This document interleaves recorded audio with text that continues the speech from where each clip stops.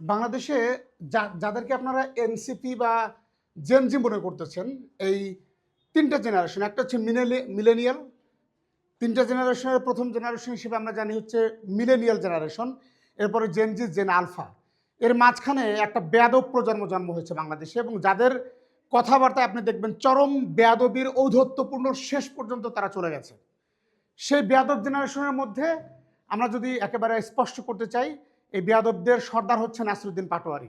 এবং আপনি দেখছেন যে গত কয়েকদিনের যে তাদের কার্যক্রম, বিশেষ করে তারেক রহমান কিনা তাদের যে ঔদ্ধত্যপূর্ণ বক্তব্য এবং আচরণ, সেটি কিন্তু আপনারা সবাই যারা সচেতন মানুষ, বিশেষ করে যারা হচ্ছে এই সভ্যতা এবং জ্ঞান যাদের মধ্যে মিনিমাম আছে, তারা কিন্তু প্রত্যেকেই বুঝতে পারছেন যে নাসিরুদ্দিন পাটোয়ারির কথা, কাজ, কর্ম, আচার, আচরণ সব কিছুর মধ্যে এক ধরনের বেয়াদবি।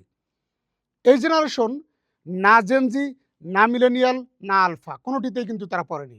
যদিও তারা নিজেদেরকে দাবি করে হচ্ছে একটি জেনারেশনের লিডার, কিন্তু আমি অ্যাজ এ মিলেনিয়াল, যেহেতু আমরা হচ্ছে মিলেনিয়াল জেনারেশনের একেবারে শেষ ধাপে আছি, এবং সেই জেনারেশনের একজন সচেতন মানুষ হিসেবে বলতে চাই, নাসিরুদ্দিন পাটোয়ারির মতো যারা বেয়াদব, মাননীয় প্রধানমন্ত্রী তারেক রহমানকে নাম ধরে ডাকতেছে একটা একটা দলের মোটামুটি বলা যায় যে মুখপাত্র, সে এই তারেক রহমানের মতো একজন নম্র, ভদ্র, স্মার্ট, ভিশনারি একজন লিডার, যিনি আজকে পর্যন্ত বাংলাদেশ তো দূরের কথা, কোনো মানুষকে নিয়েই কোনো বিষোদ্গার করেনি। তিনি কিন্তু যে কয়টি শব্দ ব্যবহার করছে এর মধ্যে, তার মধ্যে গুপ্ত শব্দটি অনেকের মনে আঘাত হানতে পারে। কিন্তু দেখবেন যে পতিত সরকার অর্থাৎ ফ্যাসিবাদী সরকারের বিরুদ্ধেও তারেক রহমান কোনো কথা বলেনি, জামাতের বিরুদ্ধে স্পেসিফিকলি কোনো কথা বলেনি, এনসিপির বিরুদ্ধে কোনো কথা বলেনি, ছোটদেরকে স্নেহ করা, এই যে স্কুল কলেজের শিক্ষার্থীদের তিনি হৃদয় জয় করেছেন।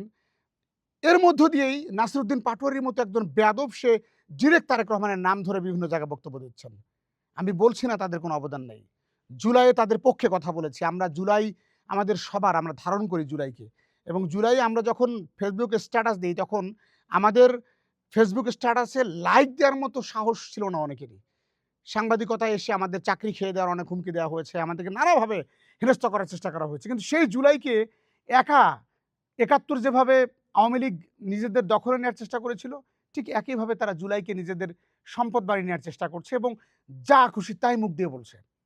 এই যে জেনারেশন দাঁড়িয়েছে, আপনারা দেখবেন যে এই জেনারেশনের মানুষ কিন্তু মুখে যে কোনো মুহূর্তে চপেটাঘাত করতে দ্বিধাবোধ করবে না। যেটি দেখছেন যে হাসনাতের মতো একজন স্মার্ট এবং তাদের এই এনসিপির যে কয়েকজনকে আপনারা নামে চিনেন, হাসনাত, সার্জিস, নাহিদ, সবগুলোর মধ্যে আমাকে মনে হয় যে সবচেয়ে যার ফিউচার ব্রাইট সেটি হচ্ছে হাসনাত আবদুল্লাহ। তাকেও কিন্তু মানুষ গতকালকে হামলার চেষ্টা করেছে। সাধারণ মানুষ বলছে, সিলেটের একজন ছাত্রদল নেতা বলছেন। এবং পাটোয়ারি তো সবসময় বেয়াদবের তকমা লাগিয়ে এসছে, এবং তার কথাবার্তা তিনি তারেক হিসেবে ট্রিট করছেন প্রধানমন্ত্রীকে। মানে এত এত দুঃসাহস সে কোথায় পায়? বাংলাদেশে এখন পর্যন্ত তারেক রহমানের মতো স্মার্ট, ভিশনারি এবং আমি যদি বলি ইনক্লুসিভ প্রেসিডেন্ট, যিনি সবাইকে নিয়ে কাজ করছেন, এখানে এনসিপি, জামাত, অন্যান্য রাজনৈতিক দল, সবাইকে নিয়ে তিনি একটা রাষ্ট্র, সবার আগে বাংলাদেশ স্লোগান দিয়ে তিনি রাষ্ট্রকে গড়ে তুলতে যাচ্ছেন। আচ্ছা, আপনারা তারেক রহমানের একটা ভুল খুঁজে বের করেন। আমার এই ভিডিওতে আপনাদেরকে বলে যেতে হবে কমেন্টসের মধ্য দিয়ে যে আসলে তারেক রহমান এখন পর্যন্ত কি ভুল করেছে। ব্যক্তি তারেক রহমান কি ভুল করেছে এই ভিডিওর মধ্য দিয়ে আপনারা যারা আমার এই ভিডিও দেখছেন, তাদেরকে অবশ্যই কমেন্টসে বলে যেতে হবে যে তারেক রহমান এই ভুল করেছে, আঙুল দিয়ে দেখিয়ে দিবেন। এবং সেই ভুল যদি না শুধরান, পরে আমরা হয়তো সে বিষয়ে কথা বলতে পারবো, কিন্তু আপনাকে ভুলটা ধরে দিতে হবে। আপনি ভুল ধরে দিন। মাত্র 6 মাস রানিং এই সরকারের, সেই সময় এসে আপনি ডাইরেক্ট প্রধানমন্ত্রীকে তারেক বলছেন, নাসিরুদ্দিন পাটোয়ারির মতো একজন, যাকে ডারবি নাসির, বেয়াদব নাসির, অনেক কিছু মানুষ তকমা দিচ্ছে। কিন্তু আমি এগুলো বলতে চাই না, কারণ তারা জুলাই নেতৃত্ব দিয়েছে, তাদের আমরা যেমন স্নেহ করি, যাদের যেমন ভালোবাসি, ঠিক তেমনিভাবে তাদের কাছ থেকে আমরা আরও ভালো কিছু আশা করি। রাজনৈতিক বিষোদ্গারের যে সংস্কৃতি তারা শুরু করেছে, প্রধানমন্ত্রীকে নিয়ে তুচ্ছ তাচ্ছিল্য করা শুরু করেছে, এটি কিন্তু বরদাস্ত করার মতো নয়। আপনাদেরকে আবারও স্মরণ করে দিতে চাই, জুলাই আমরা ধারণ করি, ৭১ যেভাবে ধারণ করি, ঠিক জুলাইও আমরা একইভাবে ধারণ করি। জুলাইয়ে একটা ফ্যাসিবাদের পতন হয়েছে, ৭১ আমরা স্বাধীনতা পেয়েছি।